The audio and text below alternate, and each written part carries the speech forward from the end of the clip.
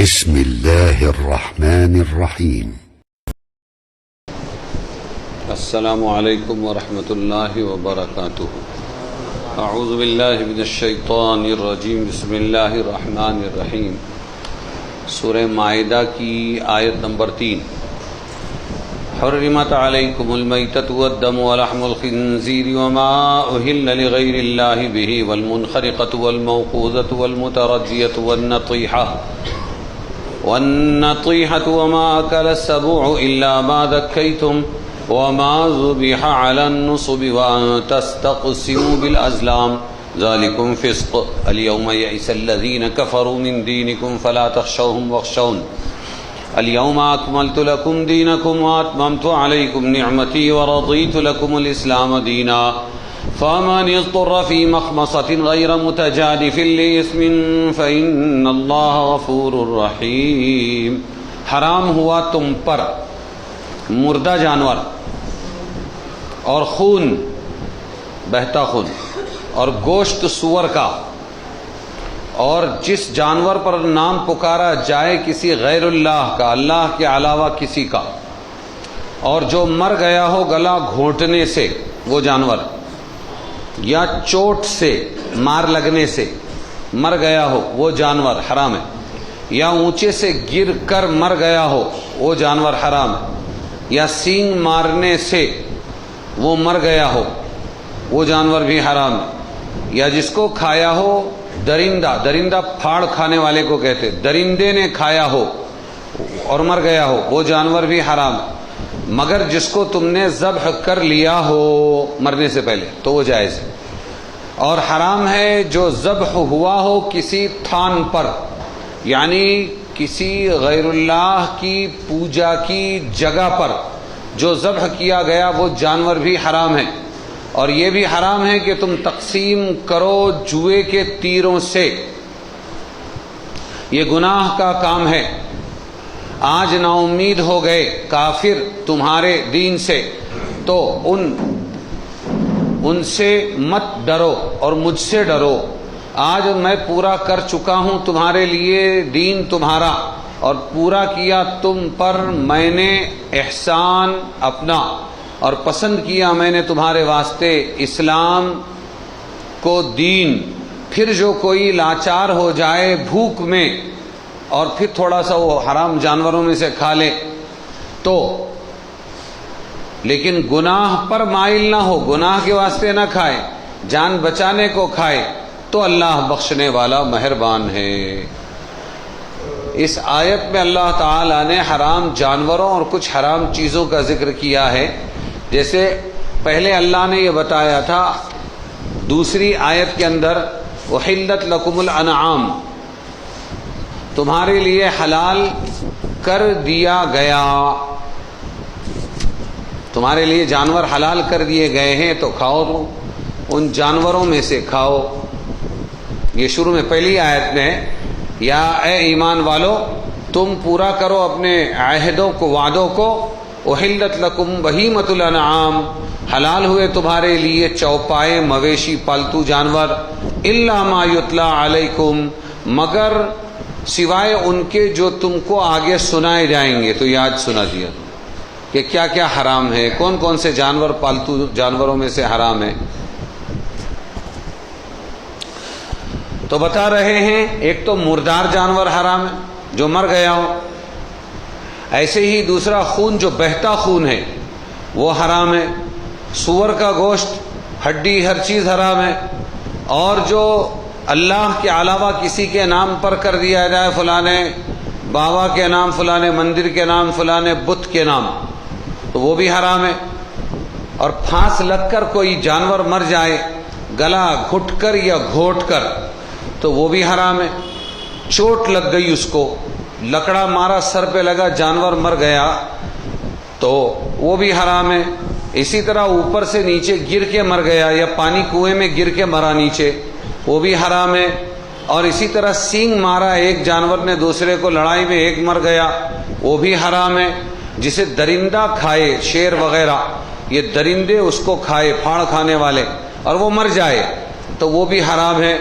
الا ما زکیتم، مگر تم ان جانوروں میں سے مرنے سے پہلے پہنچے اور تم نے ذبح کر لیا تو اب حلال ہے تمہارے واسطے. اسی طرح جو کسی مندر وغیرہ یا درگاہ کے اوپر غیر اللہ کے علاوہ کے پوجا کی جگہ پر اگر وہ ذبح کیا جائے تو پھر وہ بھی حرام ہے. اور یہ کہ تقسیم کرو تم جوئے کے تیر سے، کیا اچھا ہے، سفر اچھا ہے کہ نہیں ہے، اس طرح یہ بھی حرام ہے. یہ سب گناہ کے کام ہیں.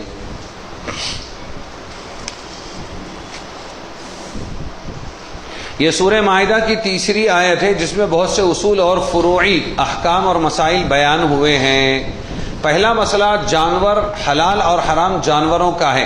جن جانوروں کا گوشت انسان کے لیے نقصان دینے والا ہے، چاہے جسمانی طور پر ہو، نقصان جسم کو نقصان پہنچتا ہے، یا طبعی اور اخلاقی نقصان پہنچاتا ہو روحانی طور پر، کہ بعض جانوروں کے کھانے سے طبیعت ہی جانوروں جیسی ہو جاتی ہے.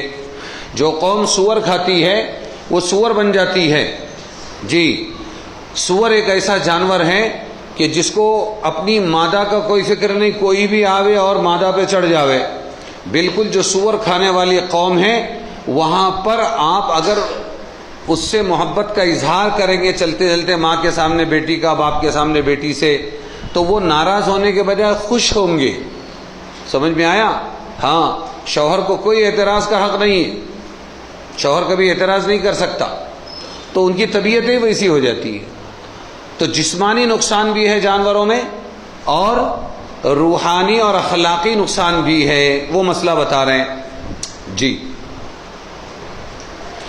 ان تمام جانوروں کو ایسے جو نقصان دینے والے ہیں ان کو خبائث قرار دیا قرآن پاک نے اور حرام کر دیا. اور جن جانوروں میں کوئی جسمانی یا روحانی نقصان نہیں ان کو طیب، پاک اور حلال قرار دے کر کھانے کی اجازت دے دی. تم پر حرام کر دیے گئے مردار جانور. پہلا ہے مردار، میتہ، حرمت علیکم المیتہ. مردار وہ جانور ہے جو بغیر ذبح کے کسی بیماری یا طبعی موت سے مر جائے. خود بخود مر گیا جانور، ارے بکری تو مر گئی اپنی، پھر لاؤ کھائیں گے، تو طبعی موت مری. یا یہ ہے کہ بغیر ذبح کے کسی بیماری سے مر گئی، تو ایسے مردار جانور کا گوشت طبی طور پر بھی انسان کے لیے نقصان دہ ہے اور اسی طرح روحانی طور پر بھی. حدیث شریف میں مردار میں سے دو مرداروں کو مستثنا کر کے جائز قرار دیا گیا. ایک تو مچھلی اور دوسرے ٹڈی. یہ ہمارے ہاں کہتے تو چڈا، کیا کہتے ہیں ہمارے ہاں؟ چڈا. تو یہ ٹڈی. احلت لنا المیتتان، حضور فرماتے ہمارے لیے دو مردار حلال کر دیے گئے. ایک مچھلی مر جائے تو بھی اس کو کھانا جائز ہے، اور ایک ہے ٹڈی، اس کو بھی کھانا جائز ہے، وہ مر جائے تب بھی. یہاں نہیں بکتی وہ، لیکن یوٹیوب پر اگر تم سرچ کرو گے تو افریقہ کے علاقوں میں جیسے ہمارے یہاں سبزی کے پوتے ٹرک بھر کے آتے ہیں، ویسے زندہ ٹڈی پکڑ کے لاتے ہیں، اس میں مر بھی جاتی ہے، ایسا کھا کے بتاتے بھی، کچی کھاتے ہیں وہ لوگ. تو یہ دو مردار جو ہے یہ جائز ہے، کیونکہ مچھلی کو بچانا آسان کام نہیں اللہ تعالیٰ نے. اور اس کی ایک وجہ یہ بھی ہے کہ جتنے جانور ذبح کی شرط ہے وہاں بہتا خون نکل جاتا ہے، اور مچھلی میں اکثر خون نہیں ہوتا، وہ بہتا خون، نقصان دینے والا خون نہیں ہوتا. خیر، دونوں چیزیں حرام. مردار میں سے دو چیزیں حلال ہیں. دوسری چیز جس کو حرام قرار دیا بہتا خون ہے. بعض علاقوں میں یہ جو کھاٹک ہوتے ہیں، قصائی ہوتے ہیں، وہ بہتے خون کو بھی ایسی واٹیوں میں چھوٹی چھوٹی تھالیوں میں جمع کرتے ہیں اور کلیجے کے جیسا اس کو کاٹتے، وہ بھی بکتا ہے، اس کو بھی پکا کے کھاتے ہیں لوگ، تو اس کا کھانا بھی حرام ہے. بعض تو ایسے ہیں کہ وہ جانور کو یوں مارتے ہیں اور پہلے اس کا خون نکال کے پی لیتے ہیں تازہ تازہ، ایسے بھی لوگ ہیں دنیا میں. اور قرآن کریم کی دوسری آیت میں ہے دم نہیں، یہاں دم ہے صرف، دوسری جگہ او دمم مسفوحا، وہ خون جو بہتا ہو وہ حرام ہے. خون سے مراد بہنے والا خون ہے. اب اس خون میں سے بھی دو خون جائز ہے کھانا. ایک ہے کلیجہ جسے جگر کہتے ہیں، کیا کہتے ہیں اس کو؟ جی، تو جگر. اور دوسرا تلی، یہ خون ہے لیکن یہ جمع ہوا ہے. کیا یہ؟ ویسے پورا گوشت بھی تو خون ہی تھا، جم گیا. تو جیسے مردار میں سے دو مردار جائز قرار دیے، ایک ہے مچھلی اور دوسرے ہے ٹڈی. ایسے ہی خون میں سے دو خون جائز قرار دیے، ایک ہے جگر اور دوسرے کیا ہے؟ تلی. تیسری چیز جو حرام قرار دی گئی وہ ہے سور کا گوشت. اس سے مراد اس کا پورا جسم ہے، اس کے پٹھے بھی ہے، چربی بھی ہے، سب چیزیں اس کی حرام ہے، ناجائز ہے، کچھ نہیں کھا سکتے. چوتھی چیز وہ جانور جو غیر اللہ کے نام پر چھوڑ دیا گیا ہو، چاہے اس کو اپنے پاس باندھے رکھا، بھئی یہ 11ویں میں پیران پیر کے نام کی نیاز کرنے کے واسطے لائے ہوئے ہیں، یہ سمجھ میں آیا؟ یا وشال گڑھ گئے اور مرغا وہاں سے خریدا کہ نہیں یہ مرغا بیچنے کا نہیں. کیوں؟ یہ وشال گڑھ والے باوا ہے، وہ باوا کے نام کا مرغا ہے، اس لیے باوا کے نام پہ ذبح کریں گے اس کو. بات سمجھے کہ نہیں؟ یا خواجہ معین الدین چشتی رحمۃ اللہ علیہ کے نام کا بیل چھوڑ دیا یا باندھ لیا، غیر اللہ کے نام پر ایک جانور کر دیا، وہ ہے چوتھی قسم. وہ جانور جو غیر اللہ کے نام زد کر دیا گیا ہو، نام پہ غیر اللہ کے کر دیا، اب یہ جانور حرام ہے، ہر صورت میں حرام ہے. ہر صورت میں کا مطلب کیا؟ یا تو اب ذبح کے وقت سلہ پھراتے ہوئے کہیں گے اے اللہ شیخ سدو کے نام پر میں اس کو شیخ سدو کے نام پر ذبح کرتا ہوں، خواجہ معین الدین چشتی کے نام پر ذبح کرتا ہوں، تب تو شرک ہو گیا. کیا ہو گیا؟ جانور بھی حرام اور جانور والا ذبح کرنے والا بھی حرام. غیر اللہ کے نام پر ذبح کیا، اس نے کھانے کا سوال ہی پیدا نہیں ہوتا. ایک صورت دوسری ہے کہ نام پر تو کیا غیر اللہ کے، کہ خواجہ بندہ نواز گیسو دراز کے نام پر یہ سانڈ چھوڑ دیا، ہو گیا. اب اس کے بعد میں پھر اس کو ذبح کرتے وقت اللہ کا نام لیا، بسم اللہ اللہ اکبر، اب بھی حرام. اب بھی کیا ہے؟ حرام. نحوست کا ہے کہ پہلے غیر اللہ کے نام پر کرنے کی، نحوست کا ہے کہ جی اگر بوقت ذبح نام تو اللہ کا لیا مگر جانور کسی غیر اللہ کے نام پر نذر کیا ہو، اس کی رضامندی کے لیے قربان کیا ہے کہ وہ غیر اللہ راضی ہو جائے، تو جمہور فقہا نے اس کو بھی ما اہل لغیر اللہ کے تحت حرام قرار دیا. تو ہر صورت میں حرام. سمجھ میں آیا؟ پانچواں جانور. تو یہاں تک سمجھو تم کیا کیا ہوا، یہاں تک کہ چار کیا کیا ہوئے؟ ایک تو مردار، دوسرا خون، اور تیسرا سور کا گوشت، اور چوتھا کیا تھا؟ غیر اللہ کے نام پر کیا ہوا جانور. یہ چاروں تو کبھی حلال نہیں ہوں گے. یہ اس لیے بول رہا ہوں کہ آخر میں اللہ ایک ٹکڑا لائیں گے، مگر جس کو تم نے ذبح کر دیا تو وہ حلال ہو جائے گا. وہ پانچویں سے شروع ہوگا، ابھی پانچویں سے شروع ہوگا. تو پانچواں ہے منخنقہ.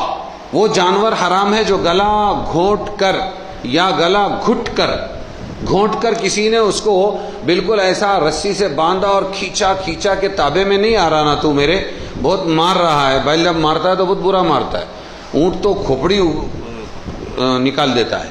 تو پھر کہ آسان طریقہ یہ ہے کہ ٹھیک ہے، پھندا ڈالا گلے کے اندر اور پھندا ڈال کے کہیں ادھر ادھر سے اس نے لوہے یا لکڑی میں اٹکا کر جو کھینچا تو بیچارہ چلا کے دم گھٹ کے مر گیا.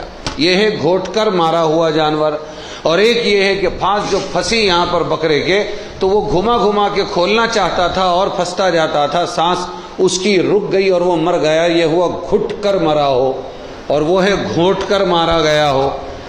تو یہ گھٹ کر مرا ہوا جانور بھی حرام ہے، اس کو نہیں کھا سکتے ہیں. اور موقوذہ کس کو کہتے ہیں؟ وہ جانور جس کو مارا پھٹکا تو سر پہ لگا، وہ وہیں پر اپنا سر چکرا کے مر گیا، اس کو بھی کھانا ناجائز ہے. یہ دونوں جو گھٹ کر اور پٹ کر مرتا ہے، مار سے مرتا ہے، سخت مار سے مرتا ہے، پتھر سے یا لکڑی سے مارا اس کو مر گیا، یہ دونوں مردار ہی ہے. کیا یہ دونوں میتا میں ہے، یہ مردار ہے، حرام ہے. پھر بھی ان کو الگ سے کیوں ذکر کیا؟ وہ تو آ چکا تھا کہ مردار حرام ہے. ان دونوں کو جائز سمجھتے تھے جاہلیت میں، کفر کے زمانے میں لوگ کھانا، اس لیے خاص طور سے ان کو یہاں ذکر کیا. اور اس میں ایک فرق یہ بھی ہے کہ وہ تو مردار ہے، وہ ذبح کرنے سے بھی حلال نہیں ہوگا. البتہ ان میں اگر جان باقی ہے یہ دونوں میں، اور سلہ پھرا دیا، بسم اللہ بول دیا، تو یہ دونوں حلال ہو جائیں گے. چھٹا ہے موقوذہ، چوٹ لگنے سے جو مارا جائے. اس میں ایک صورت یہ بھی ہے کہ تیر جو چلاتے بسم اللہ بول کر اور تیر کی جو نوک جا کر جانور کو لگتی اور خون بہتا ہے اور وہ مر جاتا ہے، وہ جانور حلال ہو جاتا ہے، وہ جانور حلال ہے۔ لیکن تیر چلا اور پھل جو آگے کا ہے اس سے زخم نہیں ہوا، بلکہ تیر آڑا ٹیڑھا ہو کر گیا اور تیر کے پھٹکے سے، سائیڈ کے پھٹکے سے اگر وہ مر گیا تو یہ حلال نہیں ہوگا، یہ بھی سخت چوٹ لگ کر مرنے والا جانور کہلائے گا۔ سمجھ میں آیا؟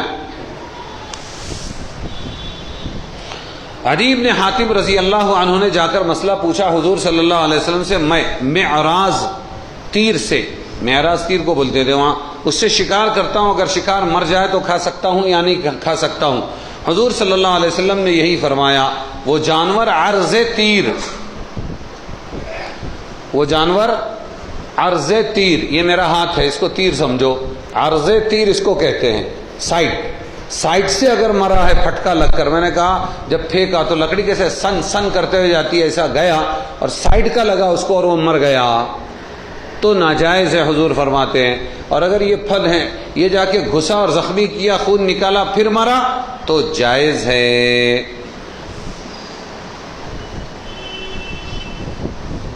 لیکن شرط ہے کہ بسم اللہ بول کر تیر پھینکا ہو، اگر بسم اللہ پڑھے بغیر پھینکا اور جا کر زخم بھی کر دیا، خون نکالا تو ناجائز ہو جائے گا۔ جو شکار بندوق کی گولی سے ہلاک ہو گیا وہ بھی حرام ہے، وہ سخت چوٹ لگ کر مرنے والا جانور کہلائے گا، حرام ہو جائے گا۔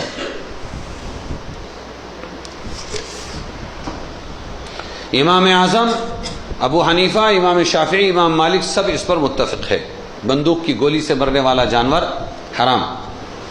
اب ساتویں قسم ہے متردیہ، وہ جانور جو کسی پہاڑ یا ٹیلے پر سے گر کر مر گیا یا کنویں میں گرا، حوض میں گرا اور مر گیا تو وہ بھی حرام ہے۔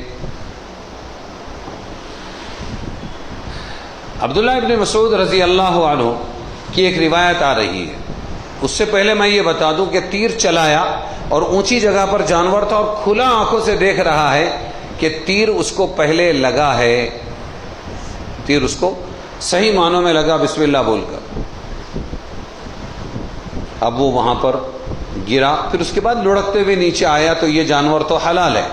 لیکن ایک شبے والی چیز ہے جس بارے میں عبداللہ ابن مسعود رضی اللہ عنہ کی روایت ہے کہ وہ دور ہے اور اوپر ہے اور اس نے چلایا تیر اور تیر بھی لگا اور وہ دھڑام سے نیچے گرا بھی، تو احتیاط یہ ہے کہ ایسے جانور کو مت کھاؤ، ہو سکتا ہے وہ تیر کے لگنے سے نہ مرا ہو بلکہ گھبراہٹ میں نیچے گرنے سے مرا ہو، تو گرا ہوا جانور، گر کر مرا ہوا جانور جائز نہیں ہے، یہ احتیاط کی صورت ہے۔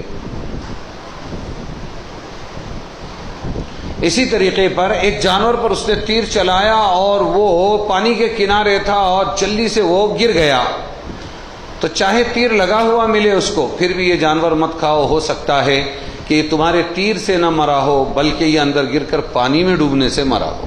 یہ احتیاط کے پہلو ہیں سب۔ اب 8واں جانور ہے نطیحہ۔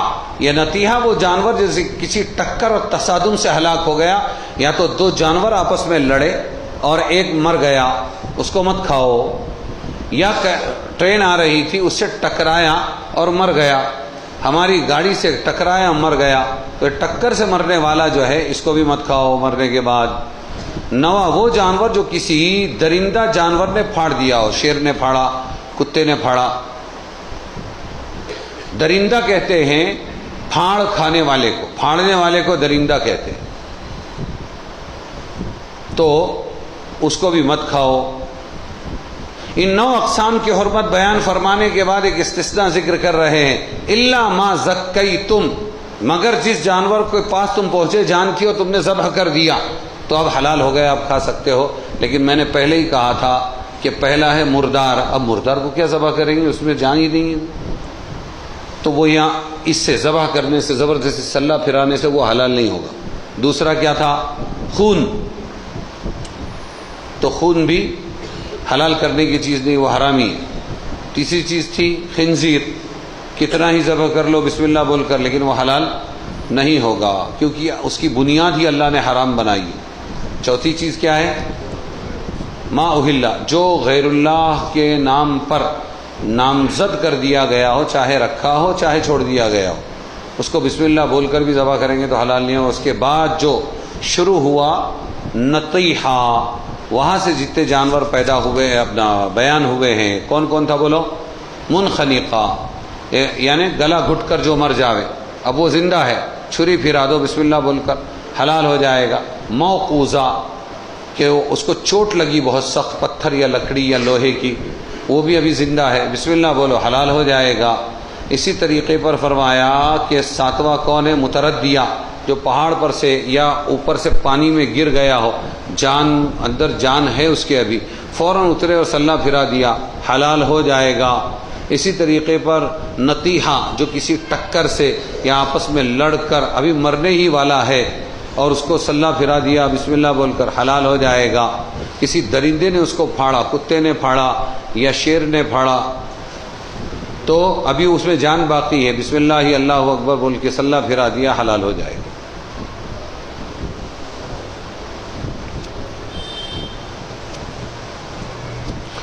دسواں وہ جانور حرام ہے جو نصب پر ذبح کیا گیا ہو۔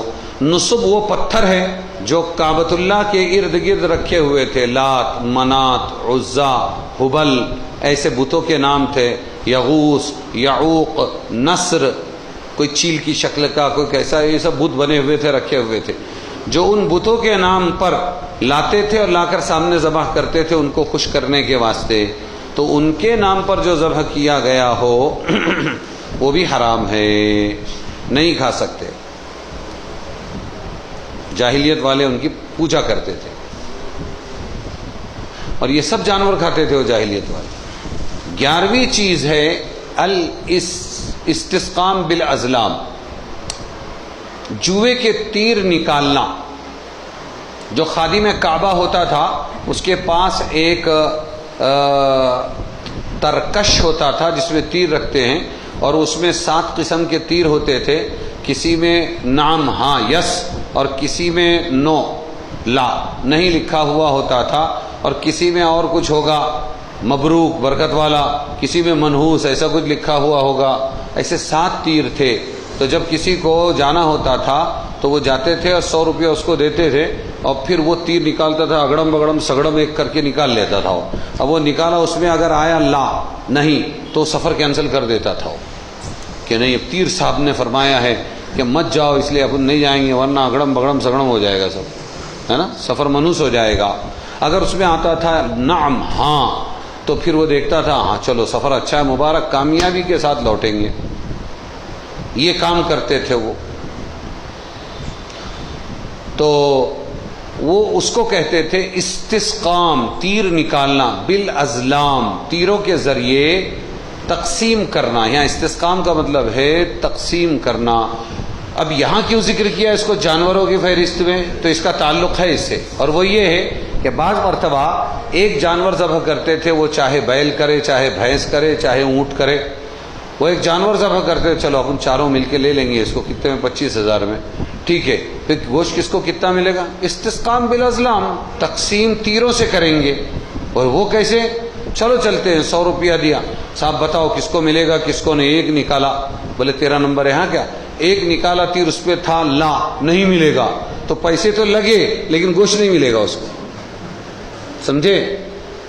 ہو سکتا مخصوص تیر ہو اس کے اندر کہ اونٹ کتنے کا ہے، کتنے کلو کا، کہ 400 کلو کا اونٹ ہے، ٹھیک ہے، اس کے اندر 100 کلو کا ہوگا، 200 کلو کا ہوگا، 300 کلو کا تیر ہوگا، چلو اب تمہارا نمبر نکالو، 100 کلو، بھائی 100 کلو اس کا ہو گیا، پھر نکالا 200 کلو، 200 کلو اس کا ہو گیا، اور اس کو پھترے ملے بیچارے کو، حالے پیسے گئے۔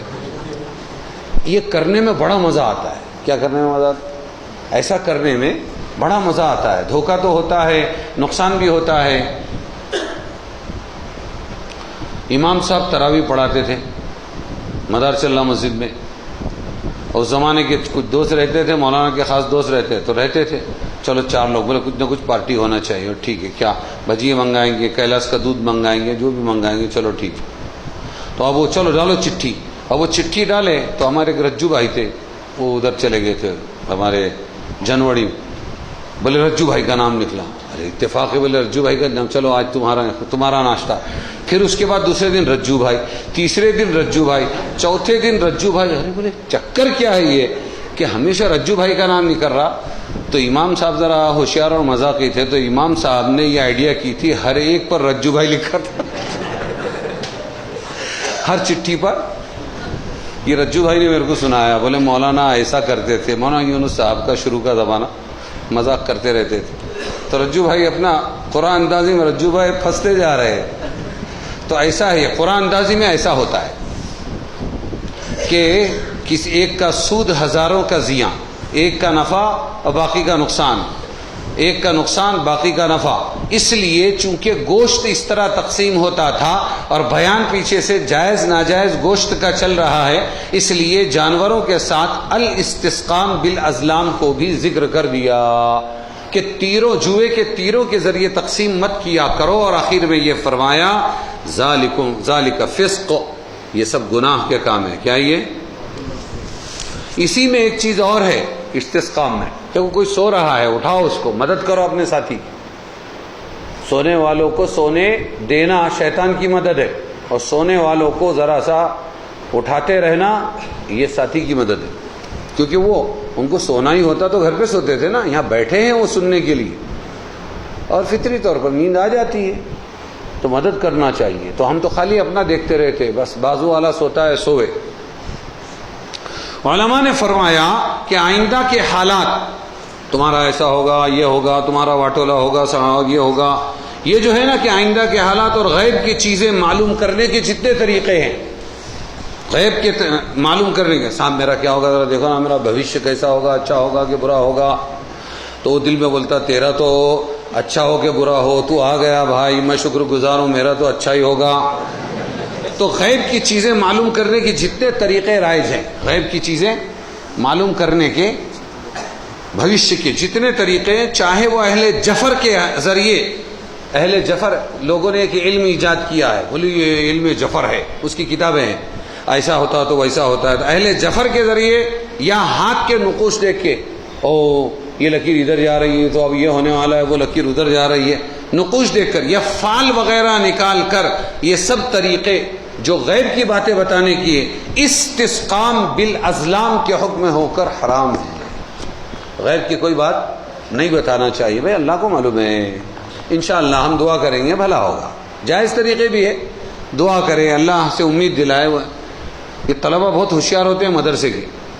تو 2 طالب علم تھے، وہ گئے اور ایک ایسا بیٹھا تھا، کیا بھوشیہ پاہنار، جوتیش پاہنار اور پوپٹ رکھنار، کیا کیا ہوتا تھا نا. پیسے دو اٹھے تو جاتا تھا پوپٹ پنجرے میں سے نکل کے ایک پتا اٹھا کے لاتا تھا.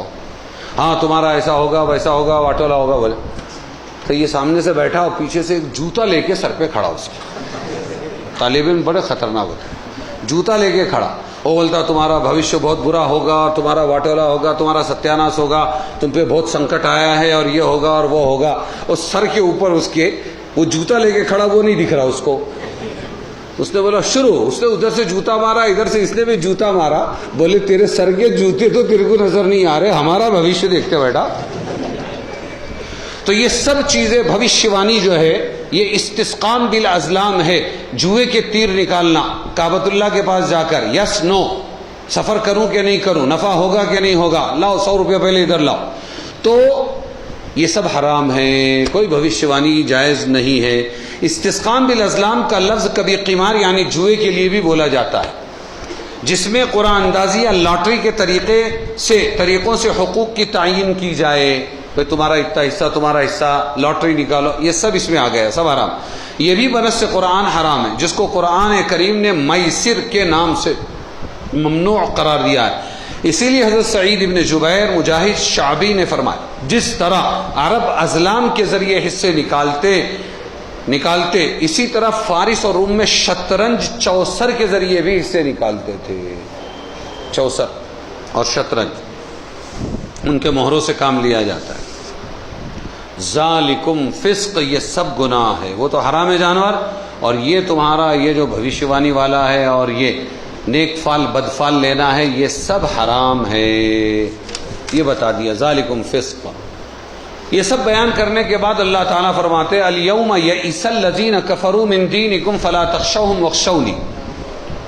کیونکہ یہ آخری صورت ہے سورہ مائدہ نازل ہونے میں، ابھی صرف 80 دن کے بعد حضور صلی اللہ علیہ وسلم دنیا سے تشریف لے جا رہے ہیں، میدان عرفات میں حضور یہ آیتیں سنا رہے ہیں، تو اس وقت اللہ فرما رہے ہیں کہ اب تک تو ایسا تھا کہ جو کفار اور مشرکین تھے وہ اپنے آپ کو زیادہ طاقتور اور تم کو کم اور کمزور سمجھ کر وہ حملے کرتے تھے اور دین کو مٹانے کی کوشش کرتے تھے، لیکن آج فیصلے کی بات اللہ سنا رہے ہیں، آج کافر لوگ تمہارے دین سے مایوس ہو گئے کہ تمہارا دین جیت گیا، 23 سال لگے اور تمہارا دین غالب آ گیا، تو اب ان سے مت ڈرنا، فلا تخشوہم، اب ان سے مت ڈرنا، واخشونی، مجھ سے ڈرو، اب کیا کرو، مجھ سے ڈرو۔ ایک تو یہ بتایا اور عبادت میں لگ جاؤ۔ اگلی آیت ہے الیوم اکملت لکم دینکم واتممت علیکم نعمتی ورضیت لکم الاسلام دینا، آج میں نے مکمل کر دیا تمہارا دین اور پوری کر دی تم پر اپنی نعمت، اپنا احسان، اور تمہارے لیے میں نے ایک اسلام کو دین منتخب کر لیا۔ 3 باتیں اس میں، اکمال دین، اتمام نعمت، اور تیسری چیز کیا ہے، انتخاب دین، انتخاب اسلام۔ اسلام تمہارا دین ہے، اس آیت کی خاص شان ہے، عرفہ کا دین ہے، سب سے بڑا دن۔ شیطان اگر کہیں پر مایوس ہوتا ہے، سب سے زیادہ روتا ہے تو عرفہ میں روتا ہے، اس لیے کہ عرفات میں اللہ جن کو بلاتا ہے، تو حدیث پاک کا مفہوم ہے وہاں شک کرنے والا بخشا نہیں جاتا، یقین ہونا چاہیے مجھے میرے اللہ نے یہاں لایا ہے تو یقیناً مجھے بخش دیا میرے اللہ نے۔ تو اس دن شیطان یہ مغفرت عامہ کو دیکھ کر اپنے سر پر مٹی ڈالتا ہے اور روتا ہے، پیٹتا ہے کہ 70 سال 80 سال میں نے گناہوں میں لگائے رکھا اور ایک جھٹکے میں لا کر اللہ نے اپنے بندے کو معاف کر دیا۔ تو عرفہ کا دن ہے یہ، ایک خوشی کا دن، اور پھر اس کے بعد کون سا دن کہ جمعہ کا دن تھا وہ، اور پھر اس کے بعد یہ کہ عصر کا وقت تھا، یہ خصوصیتیں ہیں۔ اور سب سے بڑا پہلا اجتماع تھا جس میں تقریباً 1 لاکھ 1.5 لاکھ تک کے صحابہ حضور کے ساتھ میں جمع تھے، اور حج کا سب سے بڑا دن تھا۔ ان فضائل و برکات رحمتوں کے سائے میں یہ آیت نازل ہوئی کہ آج ہم نے تم پر اب دین بھی مکمل کر دیا، نعمت بھی مکمل کر دی، اور اسلام کو تمہارا دین چن لیا۔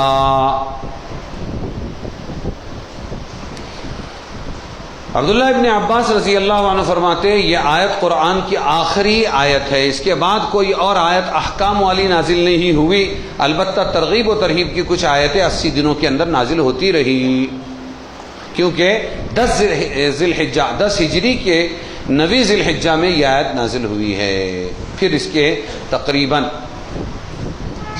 80 دنوں کے بعد آپ صلی اللہ علیہ وسلم کی وفات ہو گئی۔ یہ بہت بڑی خوشخبری تھی۔ کیا خوشخبری؟ جو اسلام چلا تھا آدم علیہ السلام سے، کس سے چلا تھا؟ تھوڑا تھوڑا تھوڑا تھوڑا اس میں ترویج ہوتی رہی، وہ اسلام مکمل ہوا ہے 1,24,000 نبیوں کے بعد آ کر حضرت محمد مصطفیٰ صلی اللہ علیہ وسلم۔ اب یہ بات تھی، یہ اعلان اس کا تھا کہ پہلے کئی چیزیں نازل کی اللہ نے، ان کو منسوخ کر دیا، اور کئی چیزیں نازل کی اس میں بعد میں اضافہ کیا۔ آج مکمل کر دیا کا مطلب اب نہ شریعت سے کوئی چیز منسوخ ہوگی، مٹائی جائے گی، اور نہ اس میں کوئی اور اضافہ کیا جائے گا۔ آدم سے جو دین چلا وہ یہاں آ کر کیا ہو گیا؟ مکمل ہو گیا۔ بہت بڑی خوشخبری تھی صحابہ رضی اللہ عنہم کے یہاں۔ تمام انبیاء اور رسول کے زمرے میں سید الانبیاء کی سعادت کہ آپ پر آ کر دین مکمل ہوا، اور آپ کی جیسی عزت ویسے تمام امتوں کے مقابلے میں کس امت کو مکمل دین دیا؟ کہ حضور صلی اللہ علیہ وسلم کی امت کو مکمل دین دیا۔ بہت بڑی فضیلت تھی، اس لیے بہت خوش تھے۔ اس لیے کچھ یہود آئے کہنے لگے اے عمر ابن خطاب امیر المؤمنین، ایک آیت تمہارے قرآن میں ہے، اگر ہم پر نازل ہوتی ہم عید مناتے۔ حضرت عمر ابن خطاب نے فرمایا کون سی؟ کہنے لگے الیوم اکملت لکم دینکم، آج میں نے تمہارا دین مکمل کیا، اپنا احسان اپنی نعمت پوری کی اور تمہارے لیے اسلام کو چن لیا دین کے طور پر۔ حضرت عمر نے فرمایا ہم کو اچھی طرح معلوم ہے وہ کون سا دن تھا، وہ کون سا وقت تھا، وہ کون سی جگہ تھی، یہ آیت جب نازل ہوئی. لیکن تم جو چاہتے ہو کہ ہم ویسی خوشیاں منائیں، تو ہمارے خوشی منانے کا، تہوار منانے کا وہ ڈھنگ نہیں جو تمہارا ہے. ناچ گانا، شراب و شباب اور لائٹنگ کرنا اور چراغاں کرنا، یہ ہمارے یہاں نہیں ہے. ہمارا مقصد الگ ہے، تمہارا مقصد الگ ہے. اور وہ کیا ہے کہ ہم شخصیات پرست نہیں ہیں، ہم شخصیتوں کو پوجنے والے نہیں ہیں. ایک حضرت ابراہیم ہی کو لے لو کہ حضرت ابراہیم علیہ السلام کو اللہ تعالیٰ نے بہت آزمایا، امتحان لیے. اذ ابتلی ابراہیم ربہ بکلمات فاتمہن، ہر امتحان میں وہ کامیاب ہوئے. اور پھر ان کے بیٹے اسماعیل اور ان کی بیوی کون تھی، حضرت ہاجرہ. یہ سب کی یادگاریں اللہ بنا سکتا تھا، اسٹیچو بنوا سکتا تھا، ان کے پیدائش کا، موت کا دن بھی طے کر سکتا تھا، قربانی کا دن بھی طے کر سکتا تھا اور اس کی کوئی یادگار بنا سکتا تھا. لیکن اللہ تبارک و تعالی نے ایسا دین دیا، دین اسلام، کہ جس میں شخصیتوں کے خاص خاص دن یا خاص خاص جنگیں یا فتح کا دن، یہ ہمارے یہاں کوئی تہوار کی حیثیت نہیں رکھتا. ہمارے یہاں اصول اور مقاصد کو پر جو ہے خوشیاں منائی جاتی ہیں. کائے پر؟ اصول اور مقاصد. کام کیا ہے؟ ورنہ آپ صلی اللہ علیہ وسلم ایک مرتبہ تو ابراہیم علیہ السلام کا جنم دن مناتے. ارے مناتے کہ نہیں مناتے؟ جی نہیں منائے. اصول اور مقاصد کیا ہے کہ چلو ان کی یادگاریں باقی رکھتے ہیں، ان کو انعام دیتے ہیں. اور وہ کیا انعام دیا؟ حاجی صرف باقی نہیں رکھا، قرآن اور حدیثوں میں نہیں آیا، بلکہ اللہ تعالیٰ نے نسلوں کو کام پر لگایا قیامت تک کے. اے لوگوں، اب تم کو حج کے لیے آنا ہے تو احرام، لباس تمہارا وہ سیٹ صاحب والا، بادشاہ والا، وزیر والا نہیں چلے گا. اب یہاں لباس میرے دیوانی فیملی کا چلے گا. ابراہیم کی طرح تمہیں ایک اوپر چادر ایک نیچے چادر پہننی پڑے گی. پیر بھی تمہارے کھلے چاہیے، سر بھی تمہارا کھلا چاہیے. کیوں؟ جذبات کو قربان کر کے انہوں نے، میں نے جو کہا وہ کیا. ملک شام سرسبز و شاداب کو چھوڑ کر 100 سال کی عمر میں بچہ پیدا ہوا تو بچہ زچہ کو لے کر، اسماعیل ہاجرہ کو لے کر ایسے بے آب و گیا سرزمین پر لا کر رکھا جہاں نہ کبھی دانہ اگا نہ اگے گا، پتھر ہی پتھر، پانی کا کوئی نام و نشان نہیں، کوئی ساتھ میں بسنے والا نہیں، کعبہ بھی موجود نہیں. میں نے نشان بتلایا، آ کر چھوڑ کر چلے گئے، بات تک نہیں کی، دلاسا تک نہیں دیا. میرے حکم پر وہ فدا ہو گئے. جب بچہ چلنے پھرنے کے قابل ہوا تو میں نے صرف خواب میں دکھایا کہ تم ذبح کرو. انہوں نے بچے سے مشورہ کیا، بچے نے بھی کہا اف یا ابت افعل ما تؤمر، ابا کر گزرو جو حکم ہوا ہے. اور انہوں نے ذبح کرنے کی کوشش کی. یہ نہیں سوچا میرے بڑھاپے کا سہارا کون بنے گا اور وہ عورت کا کیا جذبہ ہوگا. ایک طرف آنے والے قافلوں کو تلاش کرتی ہے کہ کچھ دانہ پانی مل جائے تو بچے کو بچاؤں، میں زندہ رہوں، اور ادھر بچے کو چھوڑ کر جاتی ہے، پہاڑ پر چڑھتی ہے، اترتی ہے. اور پھر اللہ تعالیٰ نے اسماعیل کے رونے سے، ان کے پیروں کے نیچے سے زمزم پوری امت کو قیامت تک کے لیے عطا کر دیا. تو اللہ کو ادا اتنی پسند آئی کہ اب نبی بھی اگر حج کو جائے گا تو ہاجرہ کی نقل کرتے ہوئے صفا مروہ کی سعی کرے گا اور میلین افزرین کے درمیان میں دوڑنے کی کوشش کرے گا، کیونکہ وہ دوڑی تھی. یہ ہے اسلام. اسلام اسٹیچو نہیں بناتا، اسلام فوٹو نہیں لگاتا، اسلام صرف پھول اور ہار نہیں چڑھاتا. اسلام مقاصد اور اصول کو زندہ کرتا ہے. اس سے بڑی یادگار کیا ہوگی کہ اب جو بھی حاجی آئے گا اور جو بھی عمرہ والا آئے گا، مرد ہوگا عورت ہوگا، پوری فیملی کی نقل کرے گا، رمی جمرات کرے گا، ان کی طرح قربانی کرے گا، زمزم کا پانی پیے گا، طواف کعبہ کرے گا اور صفا مروہ کی سعی کرے گا. ان کی طرح سر یا تو منڈوائے گا یا قصر کروائے گا. وہی لباس چاہیے جو اس فیملی کا تھا. اس سے بڑھ کر اور کیا یادگار ہوگی؟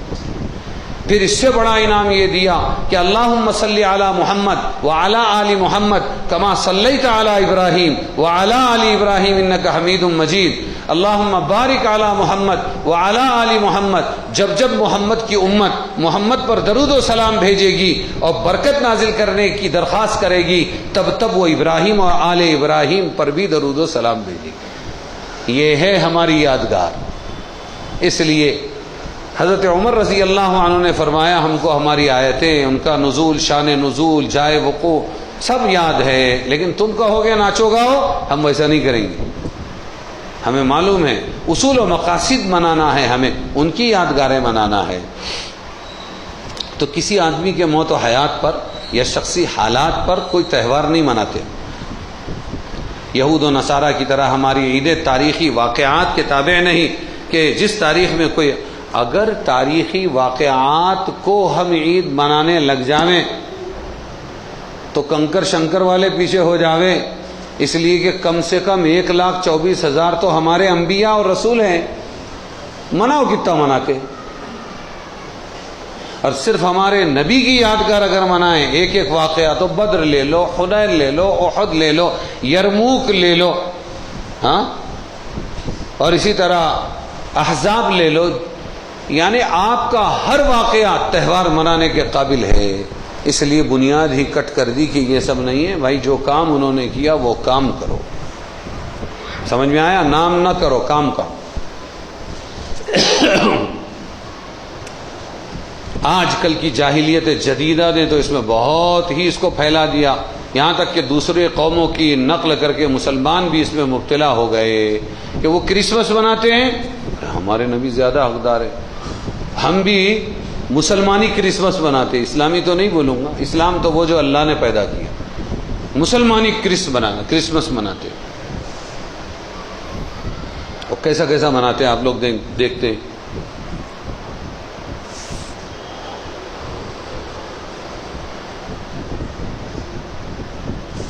جی تو تمام کے تمام اس دن خوش تھے کہ آج اعلان ہو گیا اکمال دین کا، اتمام نعمت کا، اور اسلام کو ہمارے لیے دین بنانے کا. تو بہت خوش تھے صحابہ. لیکن حضرت عمر ابن خطاب رضی اللہ عنہ غمگین تھے. لوگوں نے سبب پوچھا، فرمایا اب حضور دنیا میں زیادہ دن نہیں رہیں گے. کیا سوچتی تھی؟ کیونکہ جب تک مکمل نہیں تھا یقین تھا کہ حضور کو رکھ کر مکمل کریں گے. اب اللہ مکمل کر دیا، یہ اعلان کر رہے ہیں، تو اب خطرہ ہے کہ حضور کو بلا لیں گے اللہ تعالی. اور ایسا ہی ہوا. پھر حضور صلی اللہ علیہ وسلم دنیا میں زیادہ دن نہیں رہے.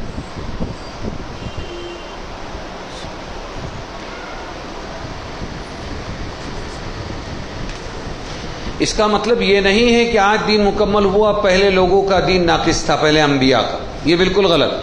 جس زمانے میں جتنا دین دیا ضرورت تھی اتنا پورا تھا ان کا. جیسے آدم علیہ السلام کے زمانے میں ایک ہی دین تھا، وہ یہ تھا کہ خالی بچے پیدا کرو، کیونکہ انسانوں کی نسل کو دنیا میں بڑھانا ہے. ارے سمجھے کیا؟ تو اس وقت وہی دین تھا. تو کسی نبی کا دین ناقص نہیں تھا، وہ اپنی جگہ کامل تھا. جس زمانے میں جس پیغمبر پر کوئی شریعت دین اللہ کی طرف سے نازل کیا، اس زمانے اس قوم کے لحاظ سے وہی کامل و مکمل تھا.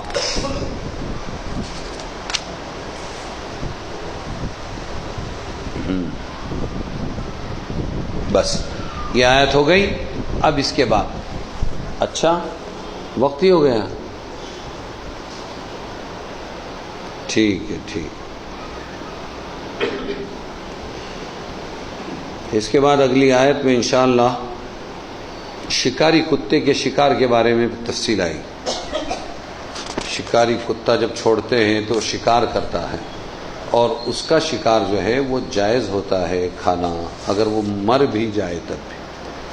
تو بتائیں گے، وہ بھی قرآن میں بتایا گیا ہے. چلو اللہم صلی علی سیدنا مولانا محمد وعلی آل سیدنا مولانا محمد وبارک وسلم. اے اللہ ہمارے گناہوں کو معاف فرما، ہماری خطاؤں سے درگزر فرما. اے اللہ جتنے دن ہمارے زندگی کے رہ گئے اپنی رضا والے کام میں لگانے کے فیصلے فرما. ہر شریر کے شر سے، ہر فتین کے فتنے سے، ہر مکار کی مکاری سے، ہر سازشی کی سازش سے، اندر باہر کی مخالفتوں سے، سفل علم سے، جادو ٹونا سے، اے اللہ ہر گندگی سے ہم سب کی حفاظت فرما. بیماروں کو شفا عطا فرما، مقروضوں کے قرضوں کی ادائیگی کی شکلیں صورتیں پیدا فرما. ہماری ان دعاؤں کو قبول فرما. صلی اللہ تعالی علی خیر خلقہ محمد وآلہ واصحابہ اجمعین برحمتک.